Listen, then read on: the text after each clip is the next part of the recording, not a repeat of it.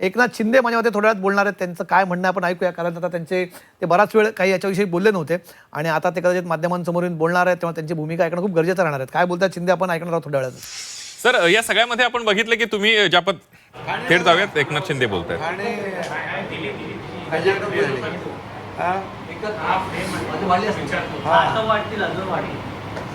मागच्यापेक्षा वाढ झाली. मागचे 67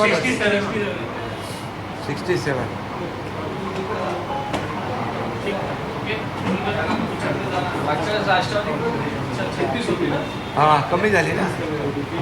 भाजपचे पण वाढले. आता 71 आणि 4 होतील, 75 होतील. आपले 71 झाले आता. हो, 71 झाले. आता 4 आणखी 8 नंबर पाहणं म्हणजे 75 सिंगल.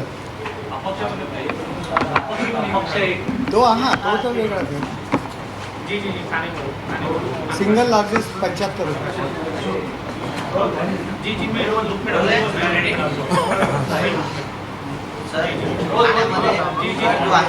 शिवसेनेने आवाज टाकलेला आहे. एखादी सत्ता जी आहे ज्याची आकडेवारी स्पष्ट झालेली आहे, 71+ सीट जी आहेत त्या शिवसेनेच्या ठाण्यामध्ये आलेल्या आहेत.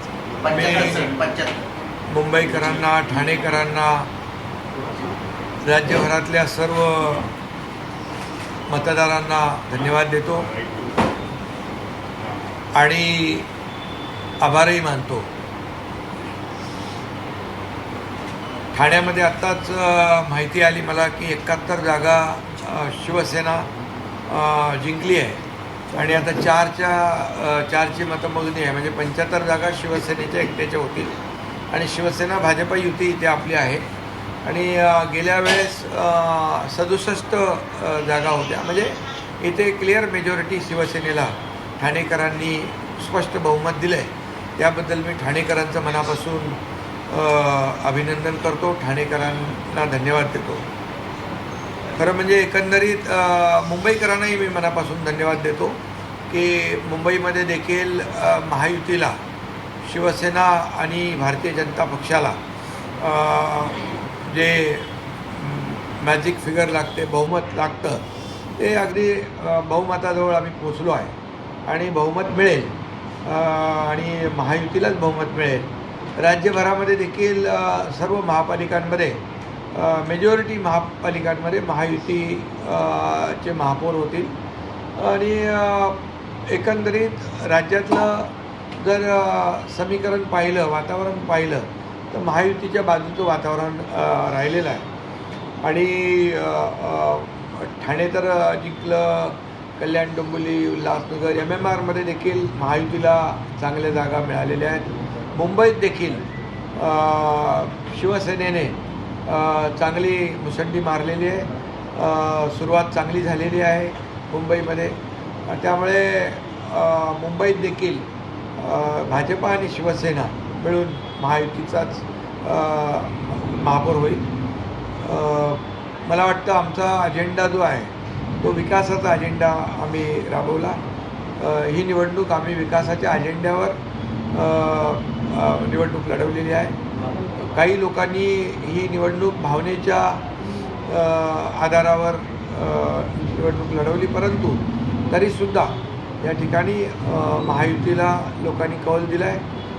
3.5 वर्षातलं जे काही आमचं मुंबईतलं काम, मी 2.5 वर्ष मुख्यमंत्री असताना, आता देवेंद्रजी मुख्यमंत्री आहेत, वर्षभराचा कालावधी आपण पाहिला तर 3.5 वर्षामध्ये मुंबईकरांसाठी केलेलं काम जे आहे म्हणजे कॉन्क्रीटचे रस्ते, sewerage treatment plant, Balasaheb Thackeray आपला दवाखाना, रखडवलेली थांबवलेली मेट्रो, स्टे दिलेला कारशेड, असे अनेक प्रकल्प जे थांबवले होते त्याला आम्ही चालना दिली.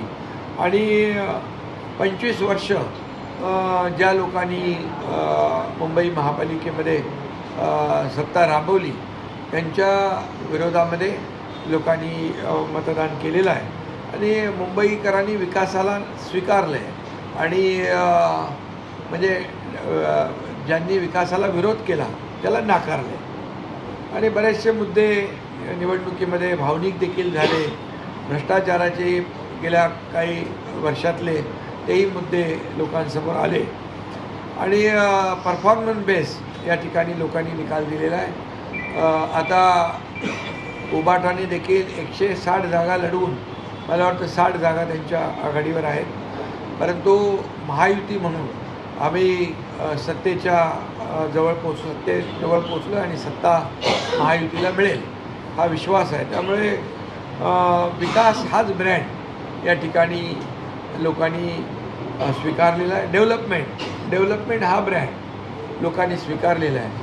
आणि आता मी म्हणेन की मुंबईचा विकास ज्या जोरात करायला पाहिजे त्याप्रमाणे हे ट्रिपल इंजिनचं सरकार, केंद्रामध्ये आदरणीय मोदी साहेबांचं NDA सरकार आहे आणि त्याबरोबर राज्यामध्ये आपलं महायुतीचं सरकार आहे आणि आता मुंबई महापालिकेत देखील महायुतीचा महापौर होईल. त्यामुळे एकंदरीत जे मुंबई ही देशाची आर्थिक राजधानी आहे आणि या राजधानीला मुंबईमध्ये जगभरातले लोक या ठिकाणी येतात आणि मुंबई ही आंतरराष्ट्रीय दर्जाचं शहर झालं पाहिजे अशा प्रकारे नेहमी या ठिकाणी आदरणीय प्रधानमंत्री देखील मोदीजी जेव्हा मुंबईमध्ये आले त्यावेळेस त्यांनी मुंबई फिनटेक कॅपिटल झाली पाहिजे, मुंबई या ठिकाणी ग्लोबल नॅशनल हब झाला पाहिजे, ग्लोबल फायनान्शियल हब झाला पाहिजे, मुंबई एक जागतिक दर्जाचं शहर झालं पाहिजे असा वारंवार त्यांनी उल्लेख केला आणि खऱ्या अर्थाने मुंबई जगाला हेवा वाटेल अशीच झाली पाहिजे आणि त्यासाठी देखील आमचा प्रयत्न आहे. आणि या जे काय मोदीजी देखील म्हणायचे की जे काही आपलं $5 ट्रिलियन इकॉनॉमीचा गोल आहे त्याच्यामध्ये मुंबईचं योगदान देखील तेवढंच महत्त्वाचं आहे आणि त्यामुळे मुंबई आणि MMRमध्ये देखील तेवढं पोटेन्शियल आहे. त्यामुळे मुंबईचा विकास ज्या पद्धतीने आता आपल्याला करायचा आहे, मुंबई जशी लोकांना हवी आहे, मुंबई खड्डेमुक्त पाहिजे, मुंबई प्रदूषणमुक्त पाहिजे, मुंबई या ठिकाणी ट्रॅफिकमुक्त पाहिजे, मुंबई भ्रष्टाचारमुक्त पाहिजे, ह्या ज्या काय अपेक्षा मुंबईकरांच्या आहेत त्या पूर्ण करण्याचं काम ऑलरेडी आम्ही सुरू केलेलं आहे.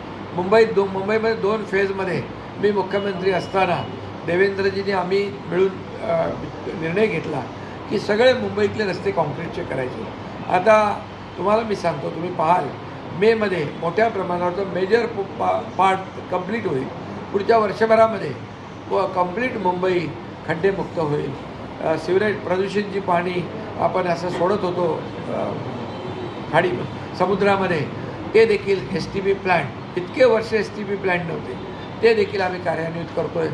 इकडे वैद्यकीय जो हे आहे हेल्थ रिलेटेड जे विषय आहेत, बाळासाहेब ठाकरे आपला दवाखाना आहे, हॉस्पिटल सुविधा आहेत त्या अपग्रेड आपण करतो आहे. एकंदरीत मेट्रो जे आहे हे मेट्रोला देखील चालना दिलेली आहे. ज्या मेट्रोला स्थगिती दिली होती त्याला आम्ही स्थगिती काढून टाकली. बुलेट ट्रेनला स्थगिती दिली ती काढली, त्याचं काम सुरू झालेलं आहे.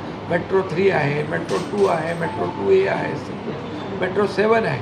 हे सगळं नेटवर्क जे आहे आम्ही कंप्लीट करतो आहे आणि त्याचबरोबर BKC कुर्ला या ठिकाणी देखील अंडरग्राऊंड जे आहे ते जाळं जे आहे ते तयार करतो. त्यातून देखील वाहतूक कोंडी दूर करण्यासाठी आम्ही प्रयत्न करतो आहे. बॉट टॅक्सीचा नवीन प्रयोग आम्ही BKC आणि कुर्ल्यामध्ये करतो आहे. एकंदरीत मुंबईकरांना वर्सोवा बांद्रा वर्सोवाचा ब्रिज होतो आहे, वर्सोवा टू दहिसर भाईंदरपर्यंत, भाईंदर ते विरार हे सगळे वेस्टर्न एक्सप्रेस, ईस्टर्न एक्सप्रेस, फ्रीवेमधून आम्ही डायरेक्ट बायपास करतो, एलिव्हेटेड रस्ता करतो. तो डायरेक्ट ठाणे, साकेत, कोळशेत, गायमुख मार्गे फाउंटन म्हणजे पूर्णपणे ईस्टर्न एक्सप्रेस आणि वेस्टर्न एक्सप्रेसची वाहतूक कोंडी दूर होईल. रिंग रोड करतो आहे आम्ही, यामध्ये मुंबई गोरेगाव मुलुंड लिंक रोड आहे. त्याचबरोबर ठाणे आपलं बोरिवली टनेल आहे. हे वाहतूक कोंडी दूर करण्याचा जो काही लोकांचा त्रास आहे त्यातून देखील आम्ही दिलासा देतो आहे आणि एकंदरीत लोकांना जे हवं आहे ते देण्याचा प्रयत्न आम्ही या पुढच्या काळामध्ये करणार आहोत.